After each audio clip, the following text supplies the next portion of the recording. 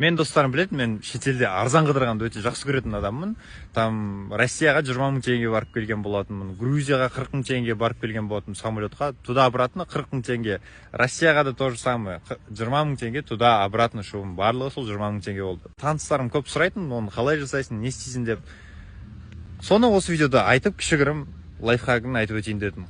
Бар болғаны негізі Fly-Arslan деген компания бар. Fly-Arslan ол Air Астананың дочерный компаниясы. Ол екеуінің қандай айырмашылығы бар десеңіздер, Fly-Arslan ол low-coaster компаниясы. Low-coaster дегеніміз ол арзан билеттер ұсынатын компания. Және осыған орай ол жақта көптеген акциялар болды. Кейбір сәттерде Қазақстанның ішіндегі рейстарға 5 мың теңге билеттерін сатады.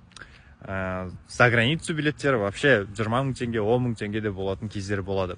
Оның барлығын ондай акцияларды қаяқтан білеміз десеңіздер, жай ғана Fly-Arslan деген приложениені қойдыртып, уведомлениесін қосып қойыңыздар. Сол кезде сіздерге